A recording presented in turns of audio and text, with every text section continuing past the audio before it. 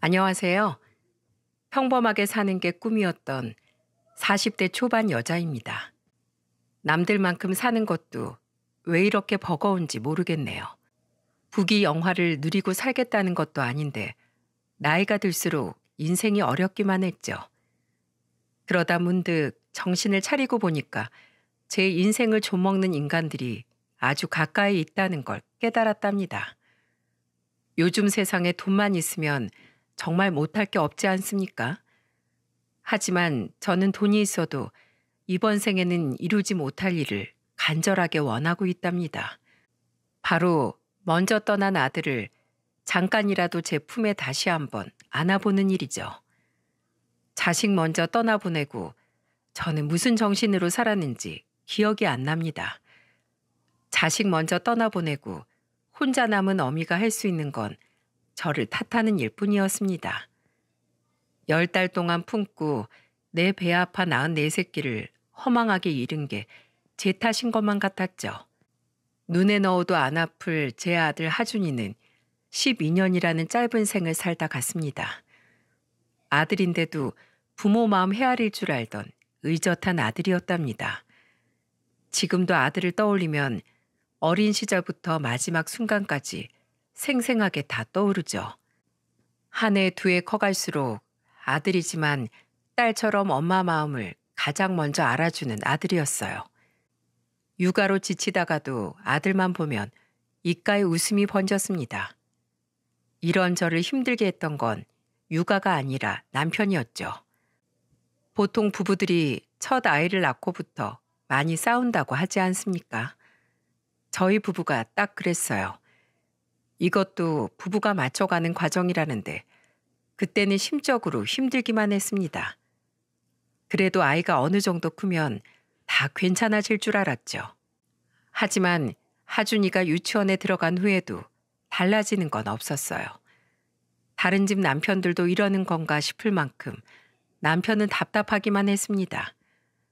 그놈의 양말 좀 똑바로 벗어두라고 해도 남편은 한결같이 뒤집어 벗은 양말을 빨래통에 넣었죠.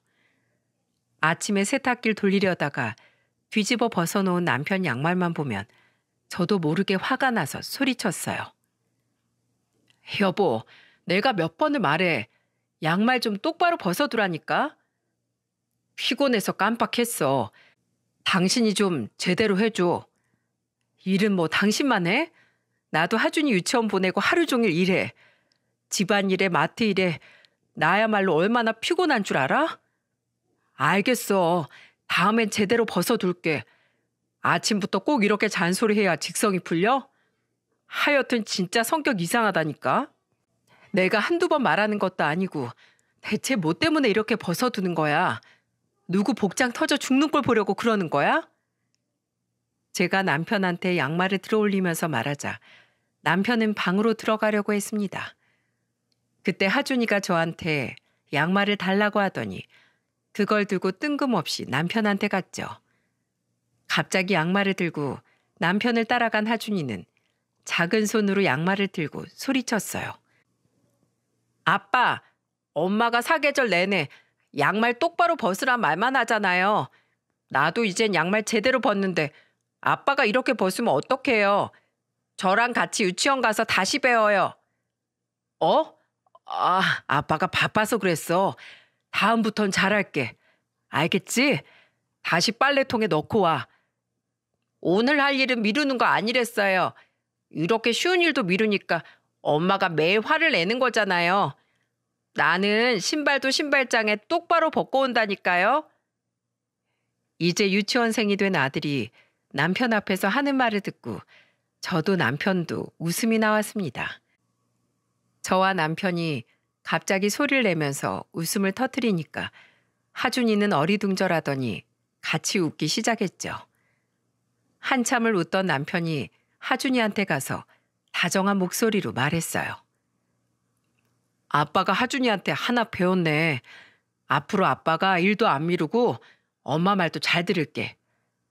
엄마 말 잘 들으면 자다가도 떡이 나온다고 했는데 그럼 우리 집에 오늘 떡 나와요? 그래, 오늘 우리 집에 떡 나올 거야. 하준이를 보니까 어린애들 앞에서 찬물도 함부로 마시는 게 아니라는 말이 실감났습니다. 그래도 하준이 덕분에 남편은 변하려고 많이 노력하기도 했죠. 하지만 고속버스 기사였던 남편은 새벽에 출근해서 밤늦게 들어오는 일이 많았고, 그러다 보니까 자연스럽게 집안일은 뒷전이었어요. 그런 남편을 이해 못하는 건 아니었습니다. 하지만 저는 아침에 눈 뜬 순간부터 저녁에 눈 감는 순간까지 정말 몸이 10개라도 부족할 지경이라 늘 남편한테 불만이었죠. 그때 저는 하준이 아침을 먹이고 유치원에 보내놓고 나면 저는 곧장 마트로 출근했어요. 그리고 퇴근하면 또 하준이 데리고 집으로 가서 씻기고 먹이다 보면 어느새 밤이었습니다. 이런 생활을 매일 반복하다 보니까 저도 지칠 대로 지쳐 있었죠. 이렇게 힘들어하면 다들 친정엄마한테 아이 좀 부탁해보라고 조언하더군요. 하지만 그때 친정엄마는 일찍 결혼해서 둘째까지 낳은 오빠네 육아를 도와주고 계셨답니다. 그래서 지푸라기 잡는 심정으로 시모한테 하준이를 잠시 부탁해봤죠. 어머님, 요즘 마트 일이 바빠서 하준이 유치원에서 오는 시간이랑 안 맞는데 어머님이 한 달 정도만 도와주시면 안 될까요? 내가? 나도 친손자 봐주고 싶긴 한데 내 나이에 애 봐주면 금방 늙는데 그렇다고 너희 형편에 용돈이라도 넉넉하게 줄 것도 아니잖아. 안 그래? 괜히 서로 조금 편하려다 감정 상하지 말고 알아서 잘 좀 해봐. 내가 응원하마. 시모는 금방 늙는다면서 아이 봐주기를 거부하더군요. 어차피 시모한테 큰 기대도 안 할 만큼 평소에 하준이를 거들떠도 안 보던 분이셨답니다. 시댁에 가면 시부만이 하준이를 반겨주는 유일한 가족이었죠. 시부는 회사에서 퇴직 후 여기저기 초등학생들이 다니는 학원차를 운전하는 일을 하셨어요. 그래서 저는 양가 어른 어디에도 기댈 곳이 없던 겁니다. 그저 하준이 잘 키우면서 열심히 살아보려고 시작한 일이 벅차기 시작했죠. 그렇다고 그만두기엔 남편 월급으로 하준이한테 들어가는 돈을 감당하기엔 역부족이었어요. 해를 거듭할수록 저도 체력적으로 지쳤고 결국 참아오던 화가 터지고 말았습니다. 그때가 하준이 초등학교 입학했을 무렵이었는데 지금도 기억할 만큼 대판 싸웠었죠. 분명히 제가 마트에서 일한다고 했을 때만 해도 남편은 본인도 집안일을 돕겠다고 했었어요. 그런데 남편은 언제 그랬냐는 듯 달라진 게 없었고 늘 모든 집안일과 하준이를 돌보는 일은 제 몫이었죠.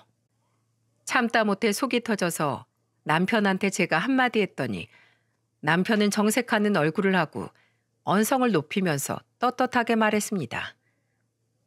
나는 뭐 하루 종일 놀아? 하루 종일 운전만 하느라 나도 뒷목이 다 뻐근해. 그렇게 불만이면 당신이 나가서 돈 벌면 되겠네. 그 말 왜 안 하나 했다. 그래, 이번 기회에 당신이 집안일 해. 내가 나가서 돈 벌게. 나도 나가서 당신만큼은 벌 수 있어. 지금 나 몇 푼 못 번다고 무시하는 거야? 그동안 내가 힘들게 번 돈 보면서 그런 생각만 하고 살았지? 그러니까 나한테 집안일 하라고 떠미는 거네. 어쩜 그렇게 나이가 들수록 사람이 돈밖에 몰라? 내가 왜 돈밖에 모르냐고? 당신이 걱정 안 할 만큼 벌어오던지. 그럼 내가 돈 생각만 하고 살겠어? 뭐? 지금 말 다 했어? 한번 해보자는 거야? 이러다 나중엔 이혼하자고 하겠네. 그래, 말 잘했어. 나 혼자서 북치고 장구치고 다 하고 사는데 그냥 갈라서자. 이 정도면 당신한테 양육비 받고 사는 게 낫겠어. 이혼해. 그게 지금 애 엄마가 할 소리야?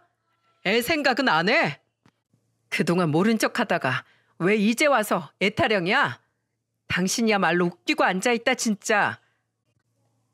정말 하준이 앞에서 싸우고 싶지 않았는데 사는 게 팍팍하니까 하준이도 잊은 채 저희 부부는 싸우고 있었어요. 진짜 그때는 혼자 일도 하고 돈도 버니까 혼자서 살아도 전혀 문제 없을 것 같다는 생각까지 들었습니다. 밤늦게 들어오고 쉬는 날도 일정하지 않았던 남편은 하준이와 놀아주는 날도 손에 꼽을 만큼 많지도 않았죠. 이러니 제가 이혼하자는 말이 나올 수밖에 없지 않았겠어요? 그런데 그때 잠든 줄 알았던 하준이가 안방 문을 열고 들어왔을 때 얼마나 놀랐는지 모릅니다. 하준이는 심각한 얼굴로 저와 남편을 보더니 저를 보고 미안한 목소리로 말했습니다. 엄마, 내가 앞으로 반찬 투정도 안 하고 옷도 알아서 입을게요. 그러니까 아빠랑 싸우지 마세요. 하준아, 아니야. 엄마랑 아빠 싸우는 거 아니야. 내가 잘못했어요. 엄마, 내가 잘할 테니까 아빠랑 싸우지 마세요. 싸우는 거 아니야. 우리 하준이 놀랬구나. 엄마가 미안해. 어린 하준이는 울먹이면서까지 말했어요. 너무 당황한 저는 하준이를 달래주기 시작했습니다. 그런데 그때 하준이가 제 말을 듣자마자 남편한테 소리쳤죠. 아빠도 사과해요. 나랑 엄마는 서로 미안하다고 했는데 왜 아빠는 안 해요? 앞으로 아빠 엄마한테 혼 안 날려면 앞으로 뭘 할지 하나씩 말해봐요. 내가? 내가 뭐래? 하준이가 혼자서 옷도 입고 밥 잘 먹으면 다 해결될 일이야. 너 이제 초등학생인데 알아서 해야지. 아이, 그러니까 아빠가 매일 엄마한테 혼나는 거예요. 빨리 잘못한 거 털어놓고 사과하세요. 하준이는 남편한테 가까이 가서 재촉하듯이 빨리 제게 사과하라고 하더군요. 그러자 남편도 안 되겠는지 저를 보고 멋쩍은 표정으로 말했습니다. 여보, 내가 미안해. 당신 힘든 거 다 아는데 미안하단 말이 안 나와서 괜히 화만 냈어. 나도 요새 버스 일도 힘들고 지쳐서 집을 돌아볼 여유가 없었어. 미안해.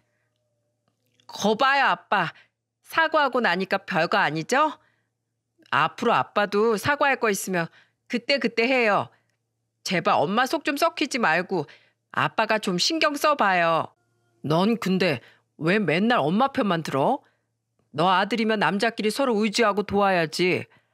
아빠 맨날 밖에 있어서 모르겠지만 엄마 집에서 맨날 밥하고 청소하고 일만 한다니까요. 그러니까 앞으로는 우리가 엄마를 많이 도와줘요. 자, 우리 세 식구 손가락 걸고 약속해요.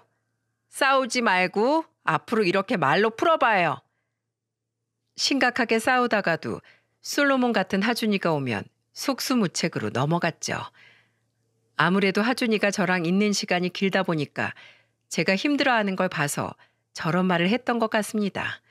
이제 초등학생이 된 하준이도 알아주는 걸 남편이 몰라주니까 남편이 정말 야속하기만 했네요. 그렇게 점점 커가는 하준이 덕분에 저희 부부는 싸움보다 대화가 늘고 있었죠. 그러다 하준이가 10살이 됐을 무렵 아가씨가 드디어 시집을 갔습니다. 말로는 모델이라고 하는데 밖에서 일하는 시간보다 시댁에서 놀고 먹는 시간이 더 많았어요. 그러다 보니까 시부도 은근히 아가씨한테 눈치를 주기도 할 정도였죠. 한 번은 밤새도록 술 먹다 들어온 아가씨를 보고 시부가 호통을 치면서 소리치며 말하기도 했습니다. 넌 대체 뭐하고 돌아다니는 거야? 막둥이라고 오냐오냐 했더니만 끝을 모르네. 나 일하고 온 거야. 사진 촬영이 새벽에 끝나서 늦었어. 일하다 온 애가 온몸에서 담배 냄새, 술 냄새까지 나. 집에 조카도 와 있는데 넌 창피하지도 않아. 초딩이 알면 뭘 한다고 그래. 아가씨는 남편과 8살 차이가 나는 집안의 막둥이였죠. 늦게 태어난 딸이 귀에서 금지옥여 키운 결과가 아가씨였어요. 시부가 잔소리를 시작하면 아가씨는 한마디도 안 지고 말대답까지 했습니다. 그래서 시부가 가슴팍을 치면서 속 터져 하니까 옆에 있던 하준이가 아가씨한테 장난스럽게 말했죠. 고모, 한 번 더 늦으면 할아버지가 현관 비밀번호 바꾼대요. 그러다 정말 집에 오고 싶어도 못 오는 거 아니에요? 뭐? 아빠, 이게 정말이야? 나한테 왜 그래 정말? 시부는 놀란 표정을 하고 물어보는 아가씨한테 정색을 하면서 말했어요. 내 집에 너 같은 한량 들어오지 말라고 대문 걸어 잠그려고 한다. 왜? 한 번만 더 술 퍼마시고 늦게 오기만 해봐. 문 확 걸어 잠그고 못 들어오는 줄 알아. 내 말 명심해. 나 한다면 하는 인간이야. 시부의 호통에 아가씨는 애써 고개를 끄덕였습니다. 그러자 그때 시모가 하준이를 보면서 다그치듯 말했죠. 너는 어른들 말하는데 누가 끼어들라고 가르쳤어? 입 다물고 있으면 반응 가니까 앞으로 끼어들지 말고 가만히 있어. 그때 시모 말을 듣던 저는 괜히 왜 애 탓을 하나 싶었어요. 그래서 저도 지지 않고 시모를 보면서 말했습니다. 하준이 입단속을 할 게 아니라 아가씨 귀가 시간을 단속해야 되는 거 아니에요? 요즘 세상이 얼마나 흉흉한데 술을 마시고 돌아다녀요. 저도 다 걱정되는데 어머님이 아가씨 좀 말려보세요. 내 새끼 내가 알아서 하니까 넌 네 아들이나 챙겨. 제 말에 시모는 괜히 뾰로통한 얼굴로 말하더군요. 시모는 늘 아가씨가 무슨 짓을 해도 감사주기 바빴죠. 처음엔 늦둥이 딸이니까 그럴 수도 있다고 생각했습니다. 남편도 동생이라고 아가씨를 챙겨주는 모습을 보면서 아가씨가 온갖 사랑을 받고 컸다는 걸 알 수 있었어요. 그래서 그런지 아가씨는 그야말로 본인밖에 모르는 이기적인 사람이 된 거죠. 환경이 사람을 만든다는 말도 있지 않습니까? 하나부터 열까지 시모가 아가씨에게 참견 안 하는 일이 없을 만큼 아가씨와 시모는 뗄 수 없는 사이였어요.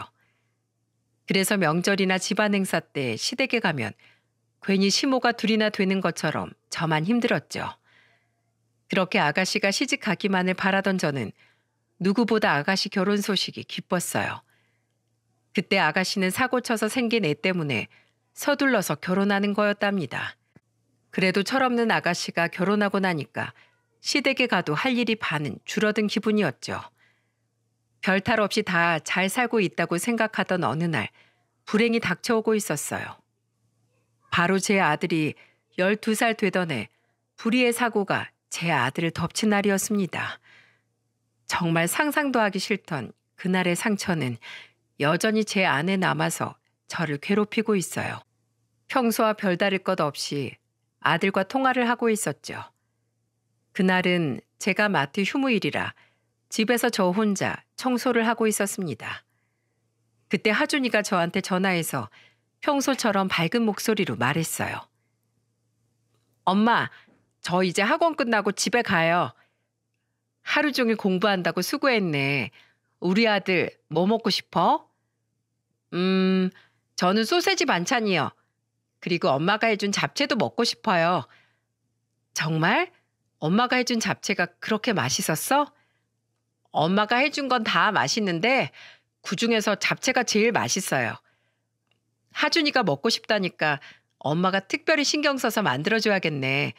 만들어 둘 테니까 천천히 와. 네, 엄마. 금방 갈게요. 정말 평소와 다를 것 없던 평범한 전화였습니다. 학교가 끝나고 바로 학원까지 가느라 힘들었을 하준이를 위해 맛있는 저녁을 준비하고 있었죠. 그런데 분명 하준이가 도착할 시간인데 하준이를 아무리 기다려도 안 오는 거예요. 오다가 친구를 만나서 딴 길로 샜어도 반드시 전화해서 사정을 말했을 하준이라서 걱정이 되기 시작했습니다. 저는 하준이한테 다시 전화를 걸어봤지만 꺼져 있는 전화기라는 음성 메시지만 흘러나왔죠. 초조해진 저는 하준이 방으로 가서 친구들 번호가 있는지 찾기 시작했어요. 그런데 그때 뜻밖의 곳에서 하준이 소식을 듣게 된 겁니다. 바로 교통사고로 다친 하준이가 있던 병원이었죠. 병원이라는 말에 곧장 달려갔지만 이미 하준이는 싸늘한 상태였어요. 횡단보도를 건너고 있던 하준이를 신호 위반 차량이 덮친 사고였습니다. 너무 어이가 없어서 하준이를 끌어안고 울면서 소리치기 시작했죠. 하준아, 엄마 왔어. 얼른 집에 가자. 엄마가 우리 하준이 좋아하는 소세지랑 잡채랑 고기도 해놨어. 음식 다 식을 텐데 얼른 가야지. 얼른 일어나. 같이 가자. 제발 눈 좀 떠봐. 엄마 왔어, 하준아. 저는 정신을 잃을 정도로 아이를 안고 목 놓아 울었습니다. 몇 시간 전만 해도 저와 저녁 반찬을 얘기하던 아들이 싸늘하게 누워있다는 게 믿기지 않았죠. 그렇게 한참을 울다가 실신까지 했어요. 그렇게 하준이의 빈소가 차려졌는데 영정사진을 보니까 허탈했습니다. 내 귀한 아들이 왜 12년 짧은 생을 살다 가야만 하는지 믿을 수가 없었죠. 그때 시모가 저를 위로한답시고 듣기 거북한 말을 했어요. 힘내.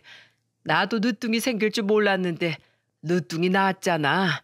너도 혹시 모르는 일이야. 부부 사이 문제만 없으면 귀한 애가 떡하니 생길지도 모르는데 몸이나 잘 챙겨. 지금 제 아들 장례식장에서 무슨 말 하시는 거예요? 어머님은 손주가 이렇게 된 게 속이 시원하세요? 어쩜 슬픈 기색 하나 없이 저한테 그런 말 할 수 있으세요? 난 다 너 생각해서 위로하려고 한 말이야. 이게 생각해서 말해줘도 난리야. 저는 시모의 말에 온몸에 소름이 끼쳤습니다. 세상에 자식 잃고 정신 놓기 직전인 며느리한테 저게 할 수 있는 소리랍니까? 그때 제가 시모한테 소리를 지르면서 울기 시작하니까 시부가 달려와서 저를 말렸죠. 그리고 시모가 저한테 했던 말을 듣게 된 시부는 시모를 보면서 화를 내면서 말했습니다.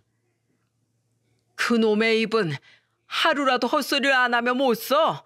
제발 말로 사고 칠 거면 그 입 좀 다물고 있어.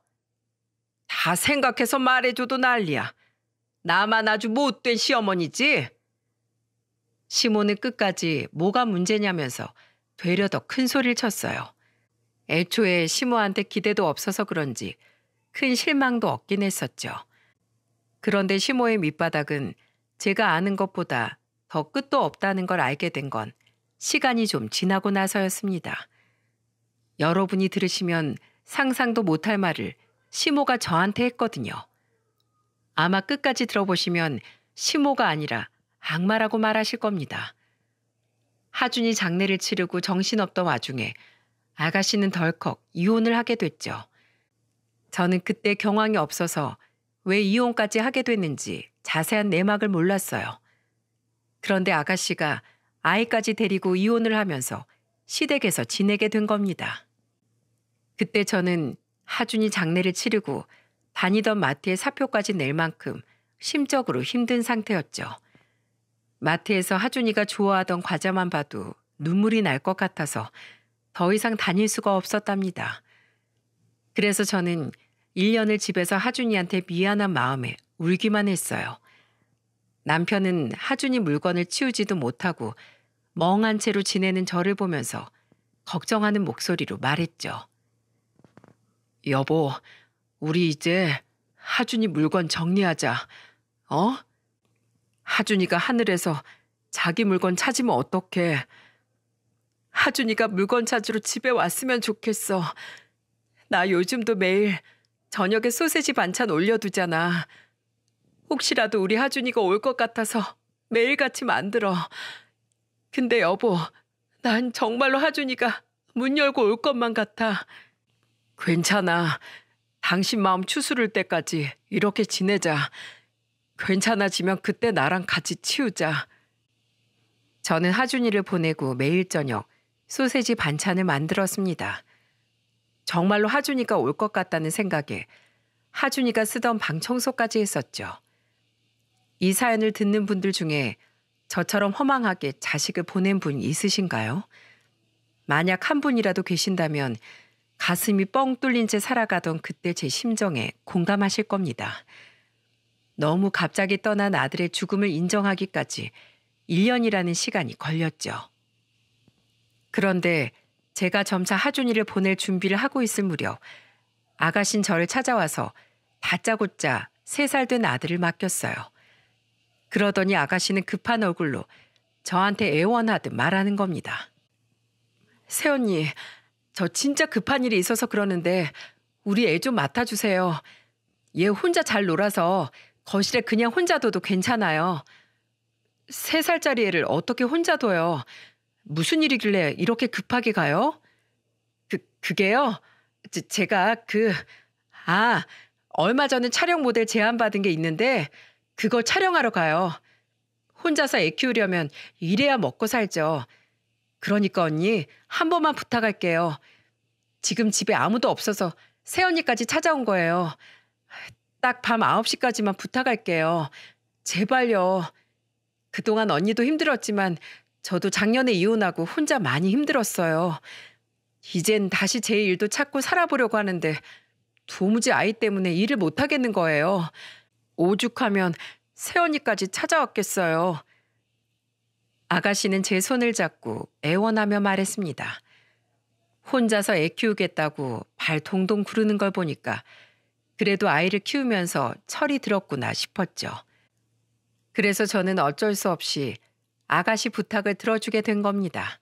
막상 아이랑 둘이 집에 덩그러니 남겨지니까 기분이 이상했어요. 하지만 애가 뭘 알겠습니까? 저는 최대한 아이 앞에서 눈물을 흘리지 않으려고 밝은 얼굴로 돌봤습니다. 빵긋빵긋 잘도 웃는 아이를 보니까 하준이 생각이 나기도 했죠. 그렇게 묘한 기분으로 아이를 보고 있는데 9시가 넘어도 아가씨가 나타나질 않는 겁니다. 그래서 전화를 했더니 역시나 전화를 안 받았어요. 완전 아가씨한테 잘못 걸렸구나 싶은 순간 마침 남편이 퇴근하고 온 거죠. 남편은 놀란 얼굴로 저와 놀고 있는 조카를 보면서 놀란 목소리로 말했습니다. 얘가 왜 여기 있어? 설마 내 동생이 맡기고 간 거야? 아가씨가 급하게 일하러 가야 된다고 해서 맡겼어. 근데 9시면 온다더니 여태 안 오네. 아가씨는 전화기 꺼져 있고 어머님도 아예 안 받으셔. 아버님도 오늘 늦게 오신다던데. 이놈의 기집을 확 그냥 머리 싹 밀어버리던지 해야지 원. 지가 언제부터 일을 했다고 애까지 맡기고 나가? 애가 들어. 말 좀 조심해. 저는 황급히 아이 귀를 막으면서 남편한테 소리쳤어요. 그러자 남편도 놀랐는지 자기 입을 손으로 막았죠. 결국 그날 저와 남편은 아가씨 아이를 데리고 하룻밤 잠까지 잤답니다. 그리고 다음 날 아이 점심을 챙겨주고 있는데 아가씨와 시모가 나타났죠. 하루를 꼬박 새고 나타난 아가씨를 보고 저는 화가 난 목소리로 말했어요. 아가씨, 지금이 대체 몇 시예요? 어제 분명히 9시까지만 봐달라고 했었잖아요. 미안해요. 일이 늦어져서 저도 어쩔 수가 없었어요. 그래도 우리 애가 새언니를 잘 따르나 보네요. 내가 밥 먹일 땐 밥그릇도 쏟고 난리도 아닌데. 지금 내가 애 밥 먹이는 거 보고 감탄하러 왔어요? 얼른 애 씻기고 데려가요. 나도 좀 쉬고 싶어요. 얼른 쉬어요. 새언니 덕분에 저 오랜만에 일 아주 잘하고 왔어요. 다음에 제가 맛있는 거 살게요. 시모는 아가씨의 말에 옆구리를 툭 치더니 저 들으라는 식으로 큰 목소리로 소리쳤어요. 가족끼리 좀 도와줄 수도 있지. 뭘 사주고 그래? 가족끼리 애 정도는 봐주고 그래야 정이 쌓이는 거지. 안 그러니 며느라? 전 누가 애를 봐준 적이 없어서 모르겠네요. 얼른 아이 데리고 가주세요. 그래, 종종 부탁 좀 하자. 가족 좋다는 게 뭐야? 너도 애랑 정들면 좋잖아. 새로 정 붙일 곳도 생기고. 저는 그때 시모의 말이 절 생각해서 하는 말이라고 생각했어요. 왜냐면 제가 하준이 장례식 이후로 살이 급격히 빠지면서 7kg까지 빠져 있었거든요. 그래서 시모가 절 걱정해서 조카한테라도 정 붙이고 살라는 말인 줄 알았어요. 그런데 다음 날부터 아가씨는 저한테 틈만 나면 아이 사진을 보내기 시작했습니다. 아가씨가 보낸 사진을 한 장씩 보고 있는데 아가씨한테 전화가 온 거죠. 그러더니 아가씨는 저한테 뜬금없는 소리를 했어요. 제가 보낸 사진 봤어요? 너무 예쁘죠? 아들인데 속눈썹이 길어서 꼭 딸 같아요. 네, 뭐 아가씨 닮아서 그런지 또래 애들보다 다리도 긴 것 같네요. 그쵸? 막 예쁜 애들 보면 데려다 키우고 싶다는 생각 안 들어요, 언니? 지나가다 강아지 분양하는 가게만 봐도 너무 예뻐서 집으로 데려오고 싶어지잖아요. 언니, 혹시 예쁜 애 있으면 데려다가 키우고 싶다는 생각 안 들어요? 네? 무슨 그런 걸 물어봐요? 왜?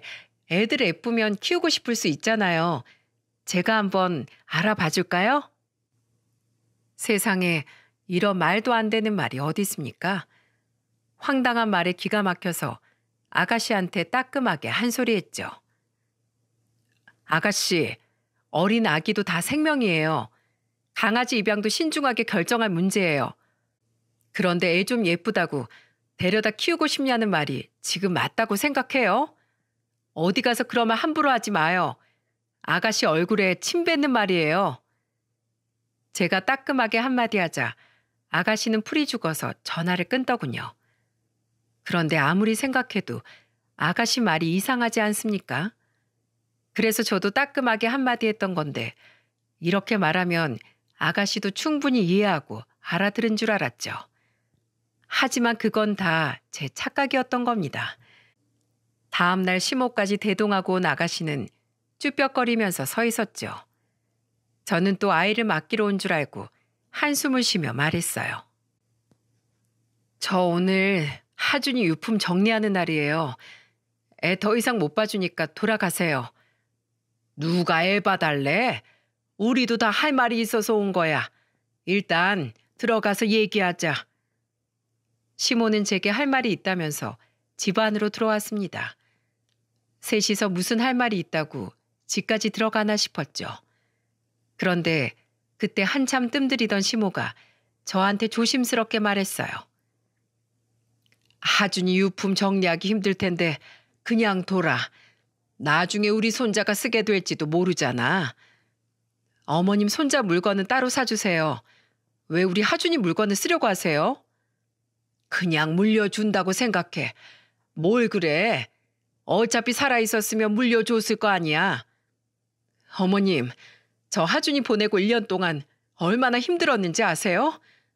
어떻게 그런 말을 하세요? 진정하고 내 말 좀 들어봐. 내가 너 힘들까 봐 대책을 세워서 온 거잖아. 사람이 든 자리 몰라도 난 자리는 안다는데 이 집에 너랑 네 남편 둘이서 얼마나 적적하겠어? 그러니까 이참에 봉사해라. 어차피 넌 애도 없잖아. 여기 우리 손자 네 호적에 올려서 키워. 뭐라고요? 뭘 해요? 지금 그걸 말이라고 하세요? 애 잃어서 슬프니까 애 입양해서 키운다 생각하면 너도 좋잖아. 우리 딸 이혼하고 혼자서 외롭게 지내다가 이제서야 번듯한 남자 만나서 결혼하려는데 얘가 딱 걸려서 그래. 부탁 좀 하자. 너도 애 없어서 공허하니까 얘 키우면 힘도 날 거 아니야. 우리 딸은 가볍게 시집도 가고 이런 게 상부상조지.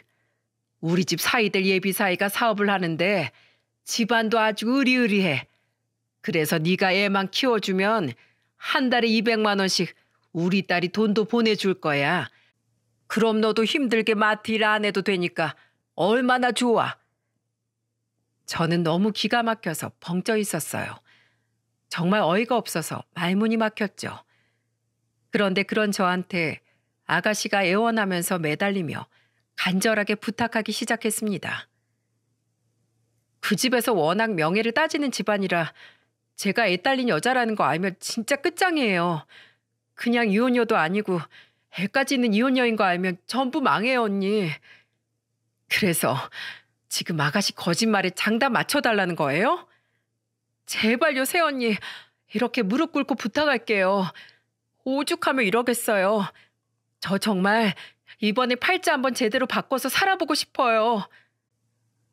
아가씨의 철딱선이 없는 말도 어이가 없는데 여기에 정점을 찍는 말을 시모가 내뱉었죠. 그때 저를 분노하게 만든 말은 시모의 뻔뻔한 한마디였어요. 눈 딱 감고 하늘에서 애가 뚝 떨어졌다고 생각해. 그리고 네가 네 남편도 좀 설득해봐. 분명히 내가 말하면 눈에 쌍심지를 켜고 잡아먹으려고 할 텐데 말 좀 잘해봐. 떠나낸 새로운 애로 있고 그러면 되는 거지. 좋게 생각해. 긍정적으로다. 아이를 잃은 엄마한테 시모가 한 말이 이해가 가십니까? 저 말을 듣고 저는 뚜껑이 열려서 옆에 있던 파리채를 들고 소리쳤어요. 나가. 내 집에서 당장 나가. 당신들이 인간이야, 이 쓰레기 같은 인간들아. 자식 잃은 지 1년밖에 안 된 사람한테 어떻게 그딴 식으로 할 수 있어. 긍정적으로 생각하라고? 떠나낼 새로운 애를 어떻게 잊어? 당신들이 내 심정 알기나 해? 나가. 당장 안 나가? 내 집에서 나가. 저는 파리채를 흔들면서 나가라고 소리쳤어요. 그러자 아가씨와 시모는 놀라서 소리치며 말했죠. 아이고, 미쳤나 보네. 왜 저러는 거야? 다 너 생각해서 하는 거잖아. 아유, 며느리가 사람 잡네. 언니, 미쳤어요? 왜 그래요 대체? 일단 엄마 나가. 일단 나가자고. 아가씨는 급하게 시모를 데리고 나갔습니다. 저는 그러고도 분이 풀리지 않았어요. 거실에 혼자 주저앉아서 목 놓아 울었죠. 정말 그때는 이 꼴 저 꼴 보기 싫어서 하준이 옆으로 가고 싶은 마음뿐이었어요. 겨우 추스린 가슴이 다시 무너져 내리는 것 같았어요. 그날 너무 울어서 목이 다 잠길 정도였죠. 퇴근하고 온 남편이 저한테 어디 아프냐면서 물었습니다. 그때 저는 남편한테 하소연하고 싶었지만 정말 기력이 하나도 없어서 입도 뻥끗할 수가 없었어요. 남편은 영문도 모른 채 걱정 가득한 얼굴로 밤새 저를 간호했죠. 그리고 다음 날 남편이 출근하고 저는 또 멍하니 있다가 분하다는 생각이 들었습니다. 심지어 시모는 아가씨가 다 속이고 결혼하려는 걸 돕고 있다는 게 이상했어요. 자기 딸이 소중하면 남의 아들 인생도 소중한 거 아닙니까? 왜 자기 딸 인생 바꿔주겠다고 엄한 남의 집 아들한테 떠넘기는지 이해가 안 갔죠. 점점 제 속에서 분노가 차고 있는데 누군가 초인종을 누르는 겁니다. 호랑이도 제 말하면 온다더니 아가씨가 서 있었죠. 그때 저는 옳았구나 싶어서 얼른 문을 열었어요. 그랬더니 아가씨가 저를 보고 놀란 얼굴로 저를 살피면서 말했습니다. 어제 일 사과하러 왔어요. 문 안 열어주면 어쩌나 고민했는데 고마워요, 언니. 일단 들어와요. 들어와서 대체 무슨 생각인지 다 말해봐요. 그럼 내가 생각은 해볼게요. 정말요? 제가 다 설명해 줄게요. 아가씨는 생각해 보겠다는 제 말에 신이 나서 들어왔죠. 그리고 아가씨 몰래 휴대폰 녹음기를 켜서 소파 밑에 밀어서 숨겨놨습니다. 그리고 아가씨가 자기가 사온 케이크를 자르고 있길래 저는 아가씨한테 조심스럽게 부탁하며 말했어요. 아가씨, 남편한테 전화 좀 하게 핸드폰 좀 빌려줘요. 아침에 출근할 때 병원 다녀오면 전화하라고 했는데 병원 갈 일은 아니잖아요. 어제 일 때문에 충격받았던 거니까 괜찮다고 말 좀 해주려고요. 어제 그 난리 치다가 저 휴대폰도 망가졌어요. 언니, 어제 핸드폰도 던졌어요? 혹시 어제 오빠한테 다 말한 건 아니죠? 말 안 했어요. 오늘 아가씨 말 들어보고 결정할 테니까 일단 휴대폰 좀 줘봐요. 여기 언니, 오빠한테 다 괜찮다고 꼭 좀 말해줘요. 아무것도 모르는 아가씨는 신이 나서 케이크를 접시에 덜고 있었죠. 저는 주방에서 커피를 가져오겠다면서 휴대폰을 들고 일어났어요. 주방으로 아가씨 휴대폰을 들고 온 저는 전화번호부를 뒤졌습니다. 그리고 전화번호 중에 울 여보 하트라는 이름을 발견했죠. 바로 아가씨가 결혼을 전제로 만나고 있던 사업가였어요. 번호를 몰래 메모해두고 저는 남편과 짧게 통화를 하고 커피를 들고 갔습니다. 아가씨는 저를 보고 궁금한 듯 물었죠. 오빠가 뭐라고 안 해요? 괜찮다고 하니까 별 신경 안 써요. 그래서 아가씨 계획이 뭔데요? 그게요. 그 집에서 저 이혼한 것도 몰라요. 그런데 제가 애 있다는 말을 어떻게 하겠어요? 이혼했다는 말도 안 나오는데 예비 신랑도 아무것도 모르는 눈치라서 그냥 작정하고 숨겨보려고요. 일단 제 아들 새언니가 받아만 주면 완벽해요. 어차피 전 남편이랑 혼인신고도 안 해서 애만 숨기면 감쪽 같다니까요. 어때요? 제 계획 괜찮죠? 지금 그 계획을 어머님도 알고 있는 거예요? 그럼 아버님은요? 저희 아빠 알면 저 죽어요. 엄마니까 저 돕는 거죠. 그러니까 이제 새언니만 저 도와주면 완벽해요. 제발 저 좀 도와주세요.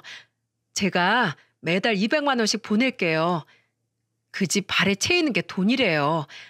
그러니까 나 믿고 제발 애 좀 받아주세요.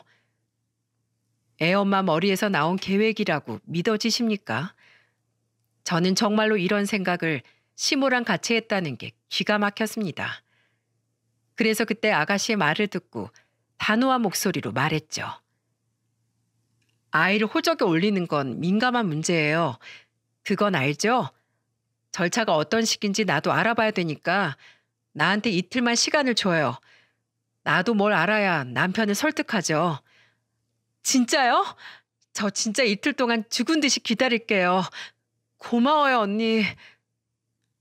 아가씨는 아무것도 모르고 저한테 고맙다는 말만 했어요. 저 계획이 대체 몇 사람 인생을 말아먹는 짓인지도 모르는 얼굴을 보니까 화가 났습니다.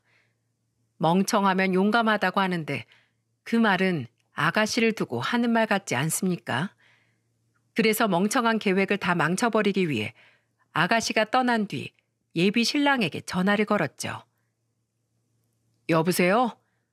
김선영 씨 남자친구 되는 분이시죠? 네. 그런데 누구시죠? 저는 김선영 씨 친오빠 아내 되는 사람입니다. 중요하게 전할 말이 있어서요. 아마 이 말이 그쪽 인생을 바꿀 수도 있어요. 곧 가족이 될 사이인데 이러시는 이유가 뭐죠? 가족이요? 가족은 미우나 고우나 함께 할 수 있는 게 가족이죠. 근데 저는 그쪽하고 가족이 되고 싶지 않은 사람이에요. 그러니까 만나서 얘기 좀 합시다. 한참을 설득한 끝에 저는 그 남자 사무실로 가게 됐어요. 그곳에서 만난 남자는 정말 아무것도 모르는 눈치였죠. 짧은 인사를 나누고 저는 아가씨와 한 대화 녹음을 틀었습니다.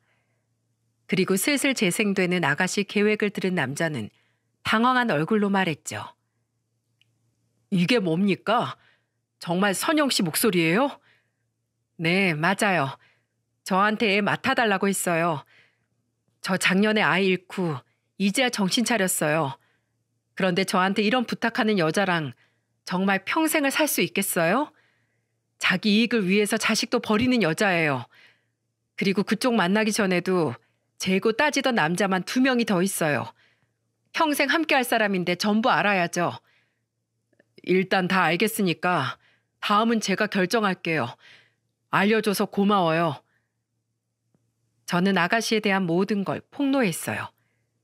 그러자 큰 충격을 받은 남자는 화가 잔뜩 난 얼굴로 저를 내보냈죠. 그 아가씨는 인생이 나락으로 떨어지기 시작했습니다. 며칠 뒤 시부가 저한테 시댁으로 오라는 급한 전화를 하셨어요.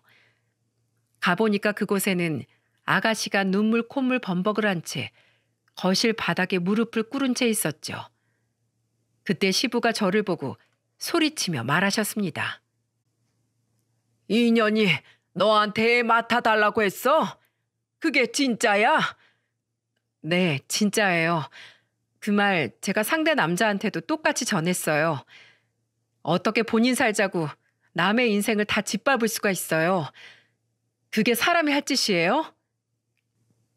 야, 이년아. 내가 널 그렇게 키웠어?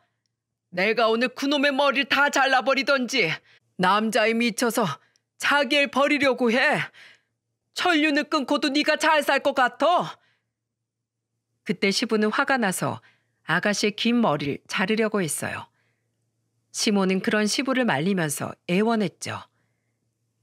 여보, 내가 잘못했어. 내가 하자고 한 거야.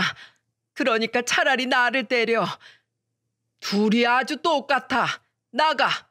당장 내 집구석에서 나가라고. 당신 딸 살려고 그런 거라고. 남의 등에 칼 꽂고 잘 살면 뭐해. 당신 미쳤어. 진짜 미친 거야. 딸년이 그런 생각을 해도 뜯어 말렸어야지. 같이 놀아난 이 여편 내가 어딨어.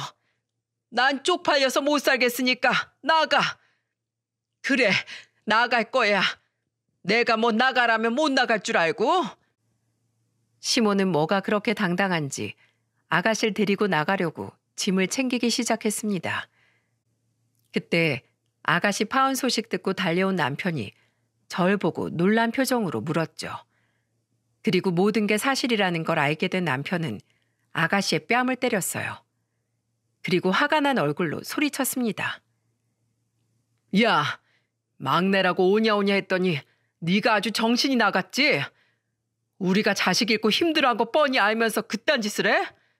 오빠, 나도 정말 살기 힘들어서 그랬어. 아니, 나 이제 더 이상 네 오빠 아니야. 그러니까 당장 나가. 짐은 뭐하러 싸? 나가라고. 결국 시모랑 아가씨는 남편 손에 이끌려서 짐도 다 못 싸고 끌려나갔죠. 완전히 맨몸으로 쫓겨난 두 사람은 찬밥 신세였어요. 그 와중에 시댁에서 나오는 저를 보고 시모가 소리쳤습니다. 못된 년, 너 어디 잘 사나 내가 두고 볼 거야. 저도 두 사람 얼마나 잘 사나 두고 볼 거예요. 나는 뭐 입 없어서 말 안 하는 줄 알아요? 당신들 눈에도 피눈물 흐를 테니까 어디 잘들 살아봐요. 그렇게 큰 소리 떵떵 치고 간 시모와 아가씨는 끝까지 적반하장이었죠. 어디 믿을 구석이라도 있나 했더니 강남에 월세 150짜리 집을 구해놓고 살 곳이 생겼다고 사치스럽게 있더군요. 그런데 웃긴 건 시모는 아가씨를 믿었고 아가씨는 시모를 믿었다는 거죠. 시모는 아가씨가 모델이니까 돈 좀 벌 줄 알았는데 나이 든 모델 누가 데려다 씁니까? 그리고 애초에 모델로 불릴 만큼 일도 안 하는 사람이 아가씨였죠. 시모는 아가씨 SNS 하는 걸 보고 일을 한다고 생각했던 겁니다. 결국 둘 다 땡전 한 푼 없이 월세 150짜리 집을 덜컥 계약한 거였어요. 그 후 남편한테 전화해서 울고불고 돈 좀 달라고 구걸까지 했죠. 그때 남편이 시모한테 연을 끊기 전에 단호한 목소리로 마지막 말을 전했습니다. 어떻게 사람이 그런 짓을 할 수가 있어? 아내가 지금 우리 시댁에 얼마나 헌신했는데 늦둥이 여동생이라고 아껴주고 산 내 죄야. 다신 연락하지 마요. 내가 죽어서도 내 아들 볼 낯이 없어. 결국 두 사람은 가족들한테 전부 외면당하고 만 거죠. 나중에 아가씨는 꽃뱀처럼 늙은 아저씨를 꼬시고 다닌다는 말을 듣긴 했는데 그게 잘 안 됐는지 지금은 둘이 작은 원룸으로 옮겼다고 하더군요. 이거야말로 인과응보 아닙니까? 사람은 각자 그릇에 맞는 인생을 살게 되는 것 같습니다. 아무리 욕심을 부려도 결국 자기 그릇만한 인생을 사는 거죠. 시모와 아가씨 저 두 사람 그릇은 간장 종지만 했던 것 같아요. 그래서 결국 저런 구걸하는 인생을 사는 거 아니겠습니까? 시부는 그 후 한동안 저한테 미안하다고 전화도 못 하셨어요. 그러다 얼마 전 남편과 셋이 밥을 먹으면서 다시 한번 저한테 사과하셨죠. 정말 사과할 사람은 따로 있지만 그 사람들이랑은 다신 엮이고 싶지 않습니다. 남편도 혀를 내둘러서 앞으로도 볼 일은 영영 없을 것 같아요. 지금은 하준이가 쓰던 방도 거의 정리하고 이사를 준비하고 있죠. 새로운 집에서 새 출발 잘 할 수 있겠죠? 이젠 하준이를 가슴에 묻고 잘 사는 모습을 보여줘야 하늘에서도 하준이가 안심할 것 같아요. 어렸지만 의젓했던 하준이가 하늘에서도 엄마 잘 있나 볼 것 같다는 생각이 들었죠. 꿈에라도 한번 나오면 좋겠는데 도무지 제 꿈에 안 나오네요. 답답한 엄마라 그런가 봅니다. 부끄러운 엄마 되지 않게 다시 힘낼 준비를 해볼게요. 끝으로 제 사연 끝까지 들어주셔서 감사드립니다. 많은 응원해 주시면 힘차게 다시 살아보겠습니다.